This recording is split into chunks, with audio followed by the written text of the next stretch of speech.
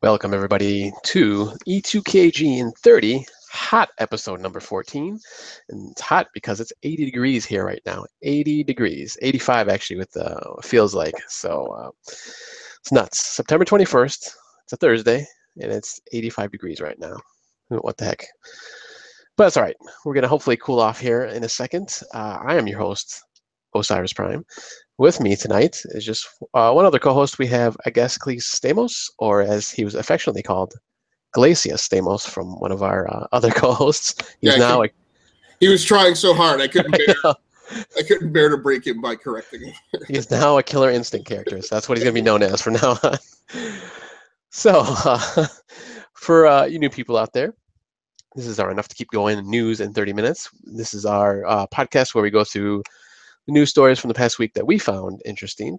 Me and Agaskles here. So we're going to start off here. We got actually a good smattering of news stories. A lot of Microsoft stories, but we got some Nintendo and Sony stuff coming through here too, and some other things. So let's get started here. Looks like we have, actually the first one is Microsoft. Zeus, looks like we got some Xbox One lifespan talk maybe. It's going to last for like 6-7 years, 8 maybe. That's what they're saying. Well, you're much kinder to our agenda than I was. I didn't feel it was a really good smattering. It's a bulk of Xbox news. Well, yeah, we got a little bit of other things. So. Yeah, I think it's like 60% Xbox. It's all right. We got little things in there. Maybe higher. So this, at the top of the news this evening, is a story from MCV UK, one of my favorite websites. I don't know. I guess I feel like maybe in another life I was born British. So. The headline is Microsoft won't confirm Xbox One X lifespan, but talks up not just backwards compatibility. Now, this is interesting because maybe we're starting off with the least favorable news show of the evening, because this is really a lot of marketing speak and a big puff piece. So it's going on dynamically around the industry. It's TGS, and a lot of things are going on. I mean, in the start of the holiday season has definitely officially begun, whether or not you put your finger on that point as being the release of Madden, which is historically what we've recognized it as. This year, I've chosen to recognize the start of the holiday game release season with the release of Destiny 2. But this is the big wind-up, and anybody who's familiar with Microsoft knows that they do this big Rolling Thunder campaign where there's kind of a drip, and then the water's running, and then it's full force, right, as you walk up to the release date of a major event. And right now, we're in the big walk-up to the release of the Xbox One. Were you going to jump in, Prime? No, go ahead. So over at one of the various trade shows, or maybe just in a one-off interview, Albert Pinello, who's the senior director of marketing for the Xbox division, was interviewed and answered a few questions. I guess the things that are interesting about it is that Pinello was not willing to put a specific duration on the expected life cycle of the Xbox One. And I don't really know. It's kind of weird that this question even came up and was really even made out to be a thing. What we know about the life cycles of these past generations, particularly Generation 7, is that it was very long. It was twice as long as previous console generations have historically been, and they've historically run around the 4-year to 5-year mark. And of course, last console generation ran about 8 or 9 years, depending on which console you're talking about. So people who are going to buy the Xbox One, in my opinion, aren't necessarily buying it for longevity. I would think that they would expect to get a 4 to 5 year life cycle out of it, and they fully expect that like a next major bump would definitely arrive before it went the duration of Generation 7. So at any rate, when Pinello was asked about the expected life cycle of the Xbox One X, he responded with the statement, this is the quote from MCV, "We care a lot about compatibility. We have a huge effort around compatibility, and that's not just backwards compatibility." If you didn't catch that, that's the word compatibility 3 times in that quote. So I personally take it as obfuscation around not being willing to throw out a number and being concerned that whatever number he threw out expected lifespan or life cycle of the Xbox One X, people would not be happy with it, and or he didn't know, and or they haven't come to an agreement themselves on strategically what they expect it to be. So if we set that aside, that there is no answer to that question or the answer is irrelevant, I'm a little surprised that there was this hyper focus on compatibility as the filler for the response to the question. He goes on to say that I don't know what the future holds, but I do know that we care a lot about compatibility. And in this day and age, people have shifted to caring more about their community and their apps than caring about the piece of hardware that they're on. And we have just moved with that. I don't know that that's true. I will say there is a larger, if you take it as a 100% of the spectrum, I would say more of that spectrum is occupied with the thought of games as apps in terms of just the continuity of those purchases remaining available to you as long as you stay in that ecosystem, right? So this is a thing that I say to iOS evangelists a lot of times who will advise people don't get off your iPhone because then you're going to lose all your apps. Well, my response to that is, but if that person has an iPhone and an iPad, they're still going to have those apps on their iPad. If that person leaves the Apple ecosystem, as I have for a couple of years, if you come back, those apps are all still there. So I think there is more of a focus on this notion of, hey, if I bought a game with an Xbox console, then 2-3 generations later, that game is still going to be available. I will agree with that. There's a lot more thought of, hey, one of the things I pay Xbox for is to warehouse all of my gaming content and history. There's probably more emphasis on that. But I mean more in comparison to what it's been in the past, not more than the hardware. And I still feel that in this day and age that most people, 50% of their gaming experience, they identify with and as and being allocated to the hardware that they're playing on. That all being said, probably even with that, there is a larger emphasis on compatibility. It hasn't really ever mattered that much to me. I said way back in the day that Microsoft and PlayStation and Sony were both kind of full of poo when they emphasized it so much in Generation 7. So I don't really know what this is all about. The other thing that MCV picked up on is that his statement that that's not just backwards compatibility. And what I assume that means is that they have this focus on compatibility across different systems. So making online multiplayer compatible with the Switch and with PC, and that there's an intention to continue that. So that was a lot to unpack. Prime, what are your thoughts? Yeah, I was going to say, as far as at least the hardware, when he's talking about that, I can agree with that maybe on phones, maybe. But I mean, as far as consoles, yeah, like you said, I think people still, they identify themselves with, Xbox and, Switch or Wii U, if people still have that, or PlayStation and stuff like that. So I don't know, he might be future talking here, but I mean that's fine. But that's got to be at least another 5 or 6, maybe even 10 years out before we care about just apps totally, at least on the console side. And then my other question was, it's been what, 4 years now since the original Xbox One came out, or is it 3? 4. The 4th year? So, okay. Yeah, they came out in holiday season of 2013. All right, so I guess that's kind of where like the past consoles, I guess it was more like maybe 5, 6, where they kind of ended back in the day, like Xbox and PlayStations, the original ones. So when you go back further in history, which is what I identify with, those console generations were historically, except for like the cataclysm of the 1980s when, the video game industry almost went under, they kind of historically revolved around about 4 or 5 years.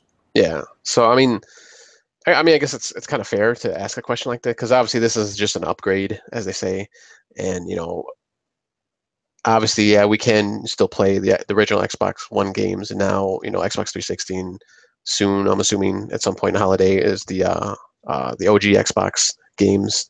So I don't know. I just don't. To me, I never really understood this upgrade. I don't know why they just didn't, wait a couple more years or even just another year and just, bring out, the next big thing. Did you have any thoughts on how long this Xbox One, not just Xbox One as a brand, will keep going? Yeah, I mean, I think they're definitely tied to Xbox. I expect that to perpetuate as long as they're making consoles. I think the only question really that would enter my mind is, I could see that some gamers would want to know that that that that that the life cycle, and I don't think they really mean life cycle. I think what some gamers might want to know is, hey, I want to know that my console, this Xbox One X, is going to be the premier console for the next 4 years, right? And that like, and either if they are going to do a Scorpio 2 or whatever, that those gamers would want that message shaped. So again, it's I think what Microsoft wants to do, and what they want this to come across is, they just want this to come across as, hey, I'm going to use myself as the metaphor, right? A year ago, you built a gaming PC around the GeForce GTX 1070. So here is your GeForce GTX 1170, right? You're just upgrading the processor and the video card. And because we sell you a unitary system as the LRU, you can't buy individual components. This is how you upgrade in the Xbox ecosystem. I think that's what they want it to come off as. And I think some gamers might want to just know, hey, the next time you do this, I want to make sure that's what you're doing. What I don't want to hear is 2 years from now, you decided that trying to sell us that didn't work. And so the next thing that comes out in 2019 is the next Xbox. And now I've paid $500 to have the premier console for 2 years. Yeah. I think they better have this one last at least 4 years at the most, I would say, just for everybody to get their money's worth, so to speak. So, and I guess they've said in the past, this is supposed to be their premier, version of the Xbox One. So obviously it's supposed to be for the hardcore, and obviously, all the games for now, at least going forward, they're supposed to be playing on both consoles. Well, all three, I guess, because of the Xbox One S. Right. It's out there. And that's where I differentiate between the question they asked, right? So life cycle wise, I think it's clear, and people should have confidence that the console itself is going to last if you take care of it. It's going to last you at least 4 years, probably much longer. I'm still playing on my PlayStation 3, and I bought that, and I bought Great Scott. I mean, that particular unit I didn't buy 11 years ago, but there are people playing out on their original PlayStation 3. So the console is going to last, and that's its life cycle.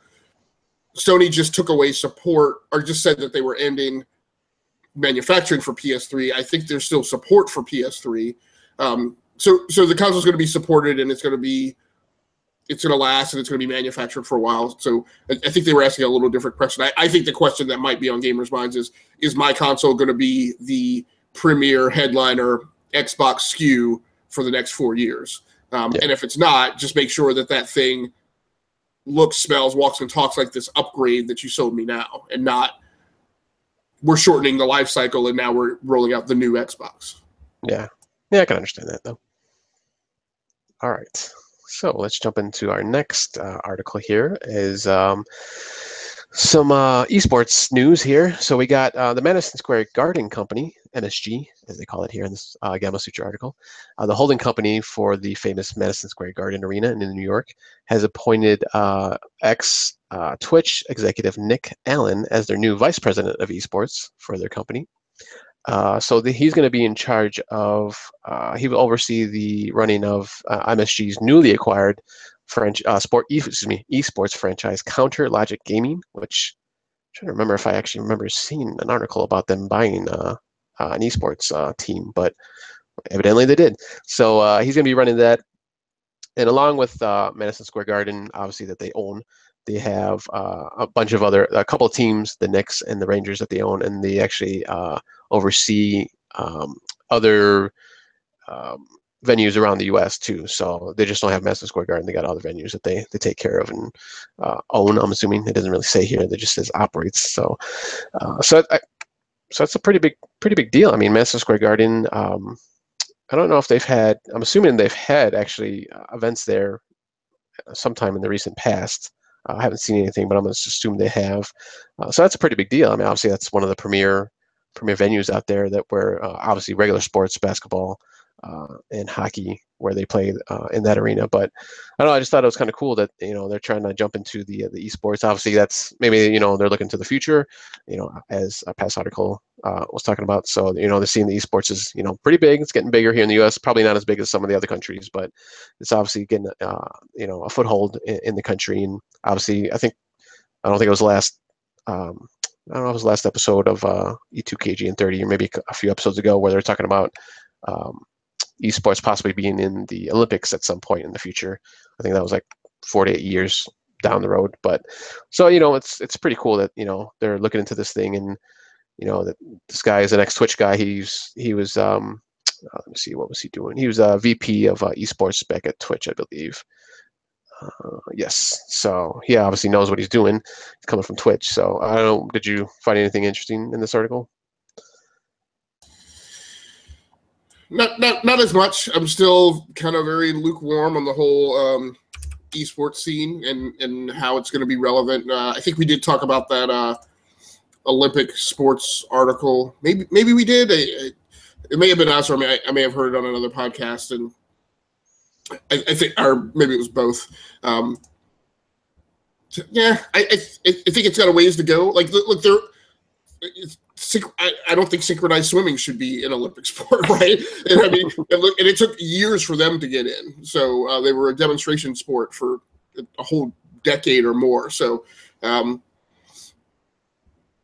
I mean, I guess what I like is the focus and, in the location and the venue, instead of it being a whole kind of esports eats the world kind of approach. So that might work out well for them.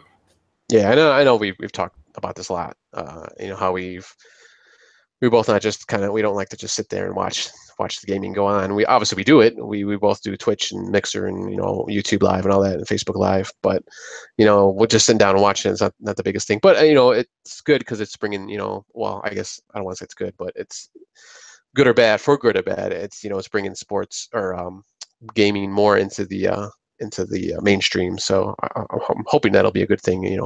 Coming further in the future. So from one VP to another, actually a promotion for Mr. Phil Spencer, another Xbox article here from Gama Sutra. So he was in charge, obviously, of Xbox operations, and now he's going to be sitting at the big boy table with Mr. Satya Nadella, who is the CEO, president of Microsoft currently. He's been promoted to executive vice president of gaming, so he will be part of the other 15 members of the leadership team, which obviously consists of other executive VPs and C-level, like CEO, CTO, COO, CFO executives. So, which kind of in contrast, I guess, what they're saying in the article from a few years ago, where they actually investors, or I shouldn't say investors, but people are speculating that Microsoft was going to sell off the Xbox brand and focus more on mobile and just the enterprise software. Microsoft, obviously, Microsoft operating system, Office, stuff like that. Maybe because mobile didn't take off as much as they thought they would have, or as much as they would have liked. Maybe that's where they turned around and said, "Hey, let's continue on this course of gaming stuff." So he's going to be let's see here. Try to see what they're saying here.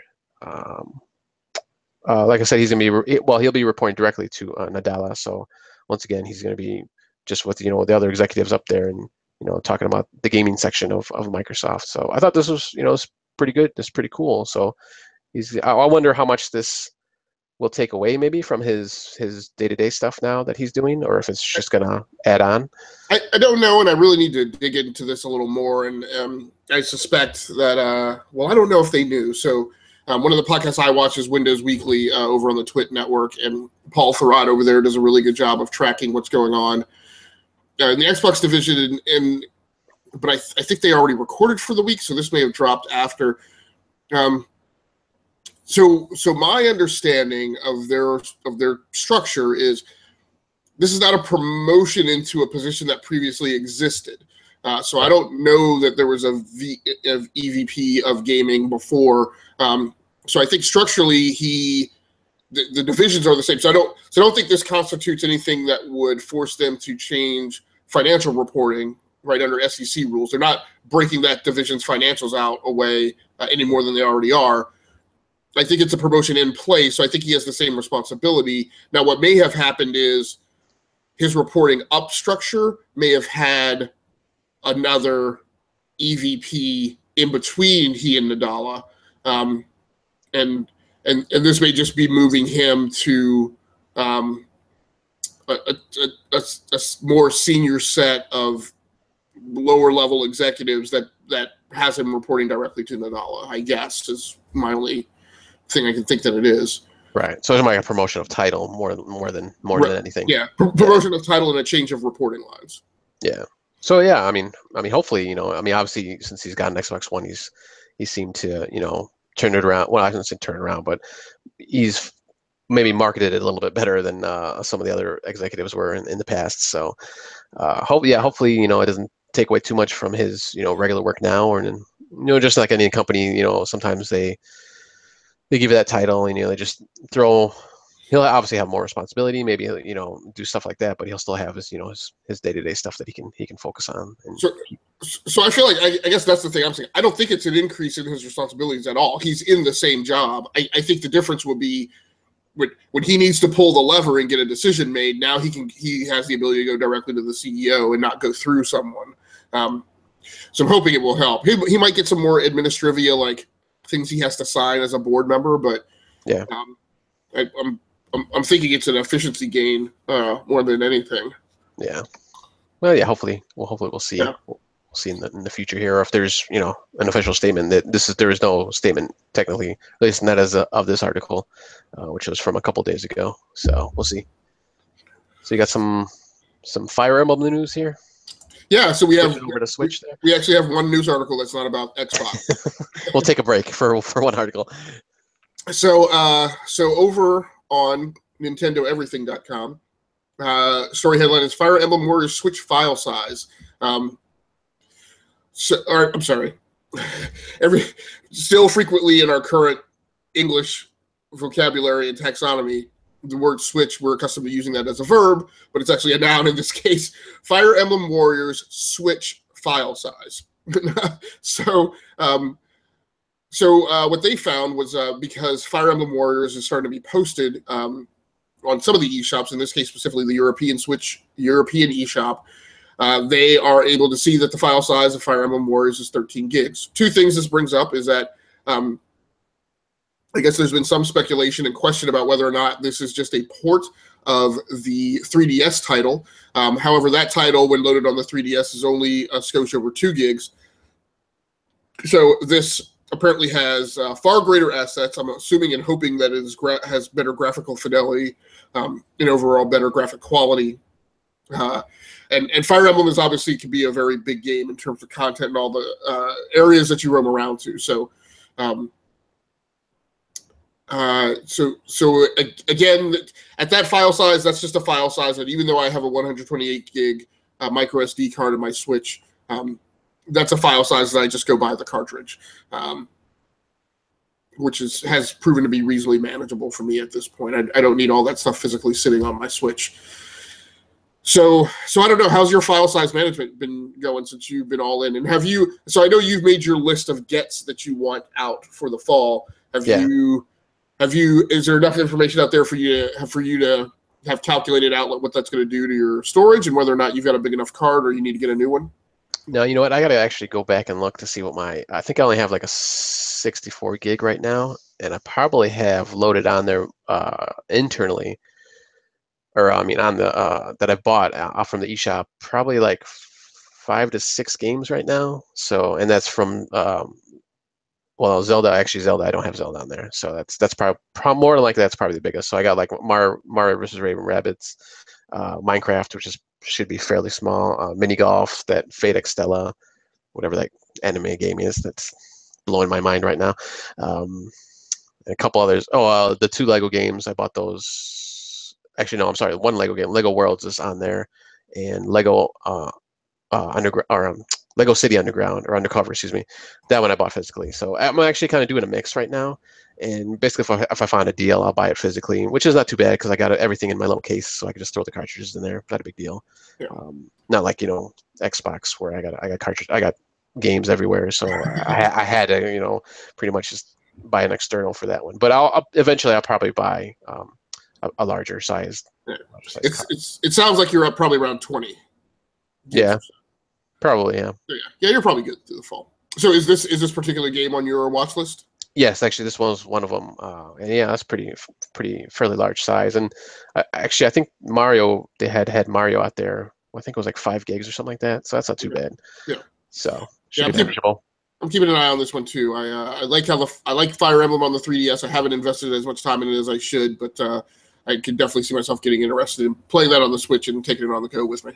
Yeah, no, this one is a different game type though. This is like a Musou game, so it's like Dynasty Warriors. Oh, So there is another there is a regular Fire Emblem game that they announced, but I think that's coming out not until next year, maybe a couple of years. So this is. I'd still say that it's on my watch list. I can typically afford to have one of those games on a given system at a time, and I don't have any Dynasty Warriors content on anywhere on any other system, so it's fine for the Switch. Yeah, and this is on the go, so you can play it in bite-sized play sessions, so it's not too bad. Right. So it looks like we're going back to Xbox here now in your next article. Yeah, one more Xbox story. Well, last one. Yeah. So, so this is a little bit more commentary, but it's still relevant. So over on Kotaku, the headline was Xbox's upcoming lineup is disappointing, but it has some bright spots. Now, I'm not particularly concerned as much about the commentary, but it was a good opportunity now that some of the noise is kind of cleared out of the approach path into the holiday season. And we've got Destiny 2, and we're getting more clarity on what that thing is. So we've all been keeping kind of this mental running list of holiday release titles that are coming out, but there's always a lot of clutter on my screen when it comes to this kind of stuff, and it's hard for me to keep up. But if I look at it, then 5 minutes later I forget like what the list is. So specifically for the Xbox lineup list, what's coming out this fall, and I don't know if this is a comprehensive list. I think it's everything that this reporter for Kotaku was showed at a recent demo at an event in New York. We've got Forza Motorsport 7, Killer Instinct, and these titles that I'm gonna call enhanced are the original game releases with the Xbox One X enhancements. So Forza Motorsport 7, Killer Instinct Enhanced, Gears of War 4 Enhanced, Lord of the Rings Shadow of War, Super Lucky's Tale, Cuphead, Assassin's Creed Origins, and PUBG. Now, he was demoed Sea of Thieves. That's not supposed to be out till 2018. So I personally call launch window releases the games that release within 90 days of the console's hardware release. So Sea of Thieves is a bit outside of that. However, it's very much in the zeitgeist, so you can elect to include that in the launch release title lineup or not. And I think you could still get into the beta, I think. I think so, yeah. Okay, so... I think you can still sign up. Yeah, so, being able to play the beta release at launch, you can include that or not. Yeah, it was a closed beta, so I'm sure they'll have like the big open beta at some point. Yeah, the open's got to be coming. Yeah. So Forza Motorsport 7 obviously looks great, is well on track. Killer Instinct Enhanced I could care less about because of the convoluted Byzantine pricing model that they have around that game. But you're a character in that game. Right. Gears of War 4 Enhanced sounds neat. I haven't finished playing through the Gears of War 4 campaign just because of the type of gamer that I am. I can let stuff like that linger. I've played through a chunk. I still love going back and revisiting it. I would definitely be up for replaying the whole thing in 4K. Now, for those enhanced ones, like if you have the game, that's a free upgrade, right? Or a free patch or whatever, download? Yeah. It should show up automatically, okay. Just like any other update. Shadow of War. Now, this person, the reporter mentioned that, I think he thought graphics were fine or that he didn't even notice because he was, quite frankly, too busy just trying to play the game.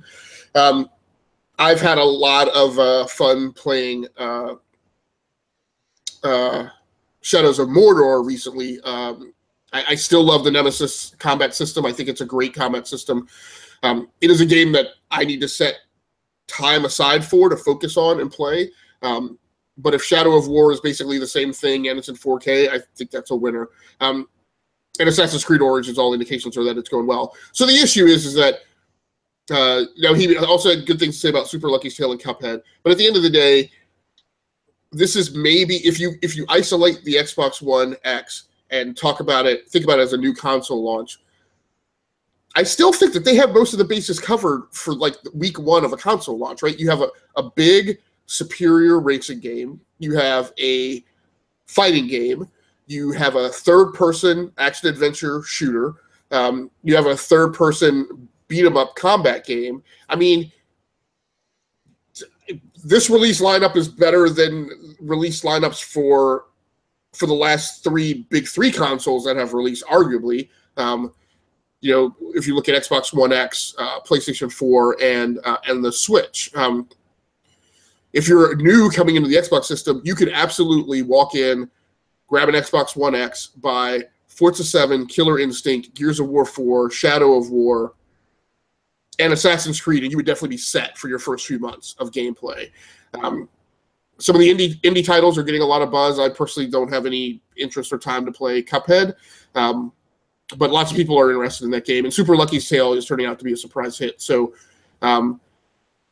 I actually, thinking about it as an Xbox One X lineup, I'm actually not concerned about that as a launch lineup. For the holiday release of Xbox, it is a little light, although we have already gotten Madden. There are other third-party titles coming. Need for Speed. I was just looking at the preview today. Need for Speed Payback looks sharp. And if you have both Need for Speed and Forza, you should be set. And then you get Assassin's Creed, and you just got Destiny. So, again, I think for players of core games, you have a good amount of mainstream stuff. You don't have a ton of options. But if you look at Destiny 2 and consider that like the third-party version of Halo, in a year when Halo comes out, you also don't get a ton of options, right? So. Yeah. So I don't really know. I don't know. What do you think? I mean, it's just, do you have a perception that the holiday release lineup for Xbox is light, and is that one of the things that played into your decision to go all in Switch this fall? Yeah, it was definitely part of it. I'm not a big Gears guy. I never really was. I played the first one, beat it. Well, it took me like 3 or 4 years to actually beat that one, but I actually eventually beat it. But I mean, it was fine. I liked it, but I was never a big Halo. Obviously, I do like, but there's no Halo game. There's not even a Halo Wars that came out last year, so we don't have anything there. I think that's getting an upgrade too to 4K. But I mean, yeah, I mean, with Crackdown 3 not coming out this year, I was like, oh, I mean, there's really nothing that I was really looking forward to as far as what they have coming out. More, I've never been a big Forza guy because I don't like simulation racing. Super Lucky Tale does look, pretty cool, and I was interested in Cuphead, and I still am, but probably gonna hold off on that for now. And they do have potentially PlayerUnknown's Battlegrounds coming out. They still are not giving an exact date. They just keep saying sometime in the fall. So I'm hoping that comes out. That might give them a big boost also. So that's been pretty popular, at least on the PC side. So. But yeah, I mean, it definitely was, for me at least. Once Crackdown 3 was delayed, I was just like, there's really nothing else that I really wanted to pick up this year. And Assassin's Creed, I haven't gotten one since, I think, 3, I believe. Really, they've all been free at some point. Like, well, I got them, yeah, but I mean, I haven't actually bought one. Right? Yeah, so that's a bucket list thing for me. I'm determined that someday, some point, I'm going to have. In fact, it might actually be coming up. I don't know if I'm willing to off-track myself from Destiny 2, though, but I want to carve out some time. Maybe it'll be this holiday in that dead zone that I talk about between Christmas and New Year's. I want to set aside some time. First, I want to script it out. I'm pretty sure I have the entire Assassin's Creed chronology from beginning to end via having bought Assassin's Creed 1 and 2 and then having just gotten them free between Xbox Live and PSN and Steam. So I want to lay all those out in a list and verify that I have all of them, and then I just want to sit down and play through as much of it as I can. So before I let you close out, I do want to mention one other thing. So we've had this negative article about the feeling that the lineup is light for holiday season for just the Xbox franchise, right? There's also negative sayings and perspectives on Scorpio and Xbox One X. There's been a lot of negative current about not a lot of first-party titles. And obviously, Xbox is behind PlayStation 4, somewhere to the tune of about half of the install base of PlayStation 4. Despite all of that, so my point is, I think that those perspectives are far more negative than the reality actually is. And I guess I would say maybe the proof of that is, despite all of that, Phil Spencer is hugely and wildly popular as a leader for Xbox. I think more popular and more present and known than leadership at Sony, current leadership, right? So everybody knows. I'm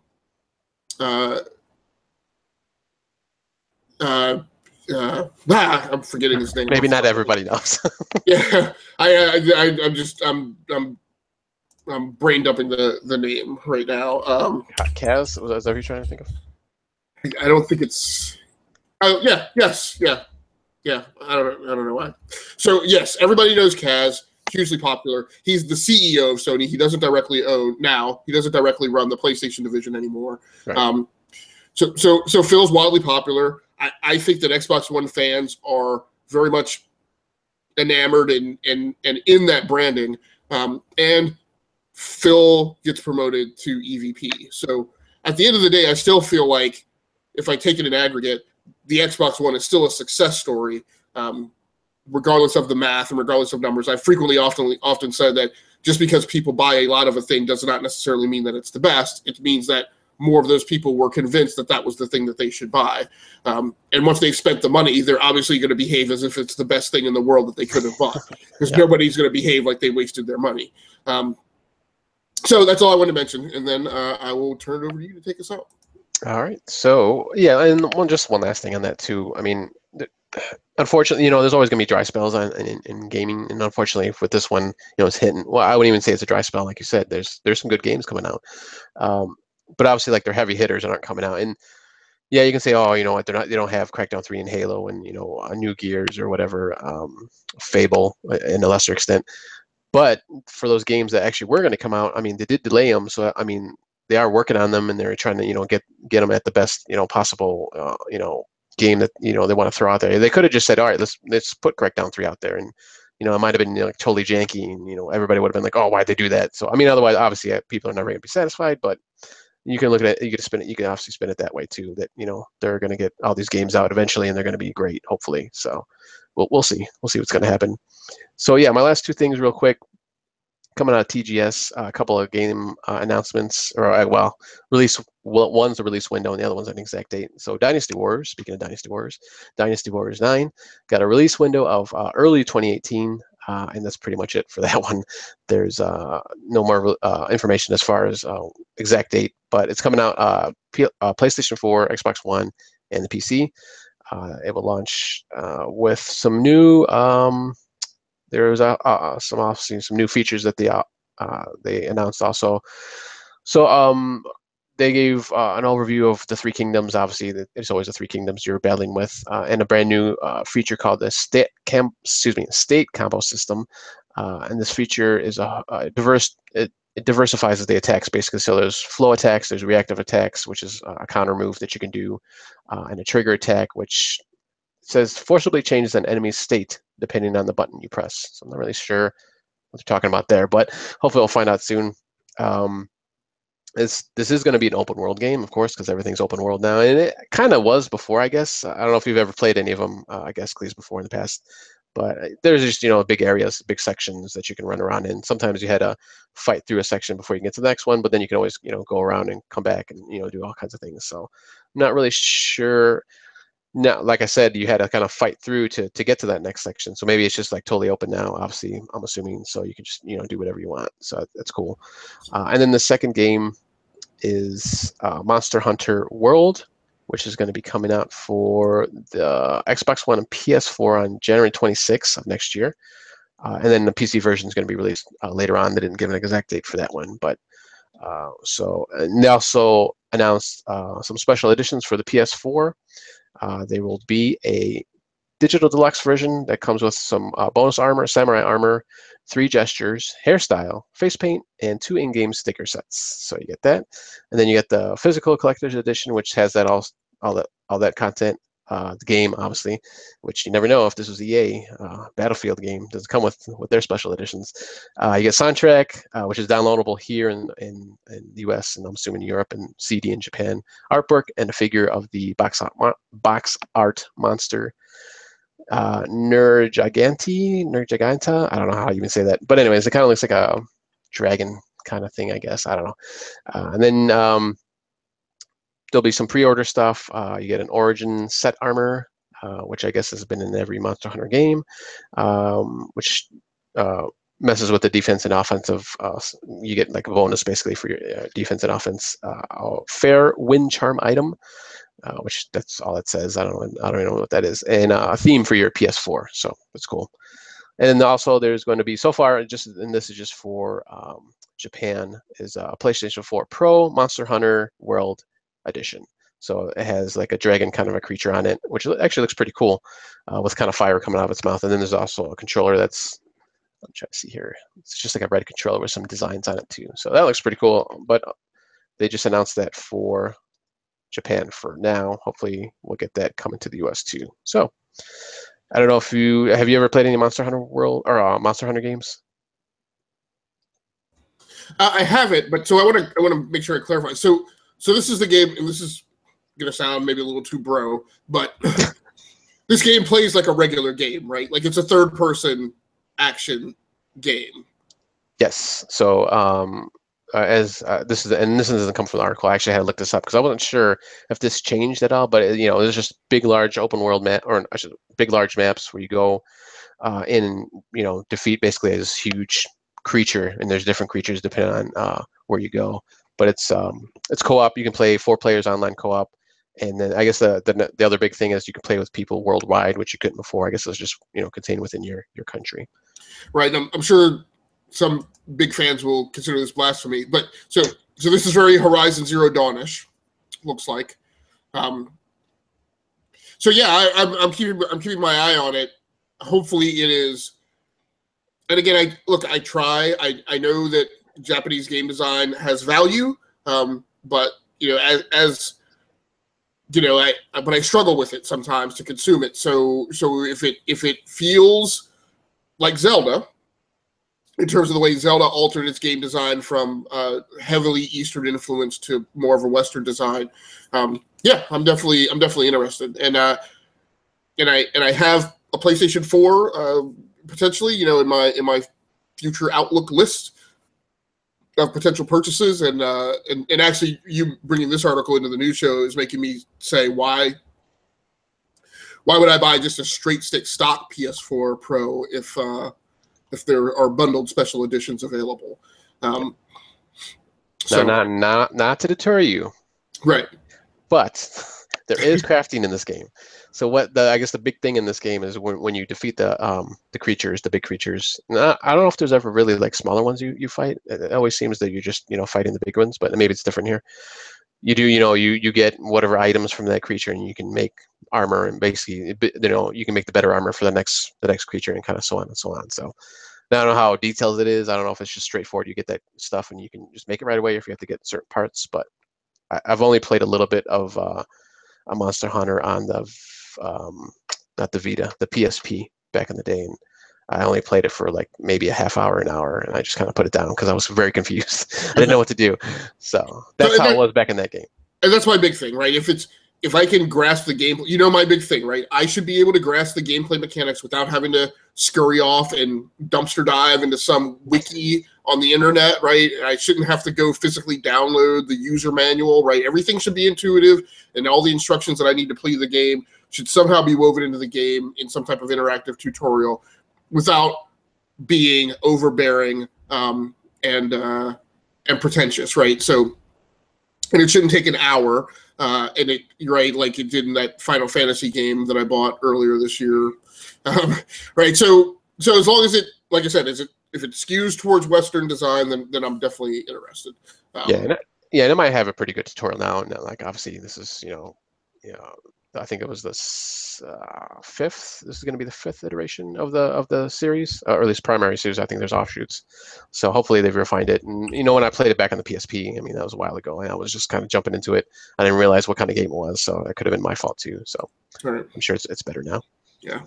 So yeah, I'm definitely interested. There was another question I was going to ask you about it, but I cannot remember what it was. So the one question was, this is a regular game. Second question is, so no version for the Switch seems strange. And I know we've talked about it before, but I didn't pay as much attention.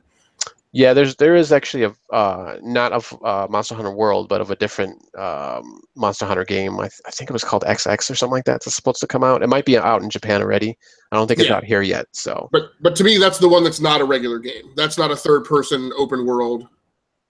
yeah, that I'm not sure, to be honest with you. Yeah, Okay.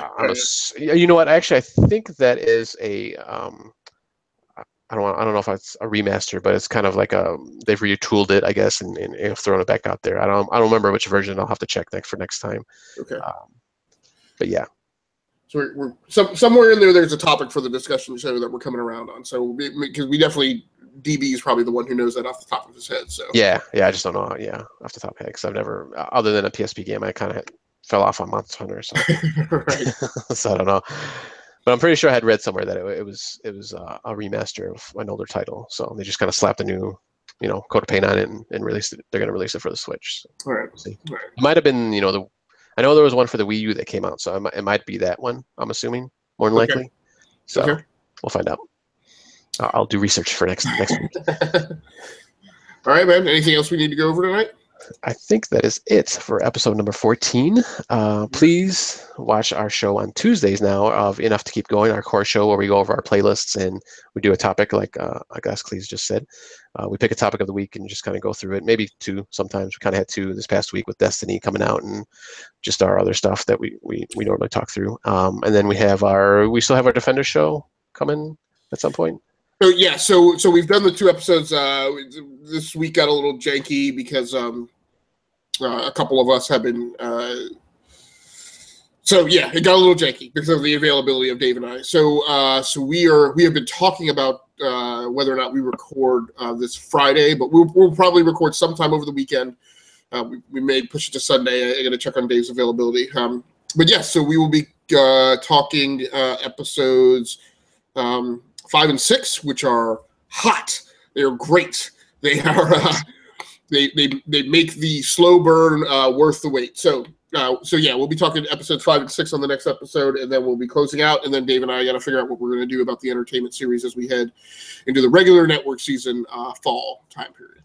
Cool. Was it just 6 episodes, or was it? There were 8. 8. Okay, so you got 2 more shows then. Right. Okay, cool. And then so then come back here next Thursday for our E2KGn30 episode number 15, where we'll talk about the news from this coming week. So on behalf of myself, Osiris Prime, and Mr. Gasicles Stamos, aka Glacius, we will see you next time.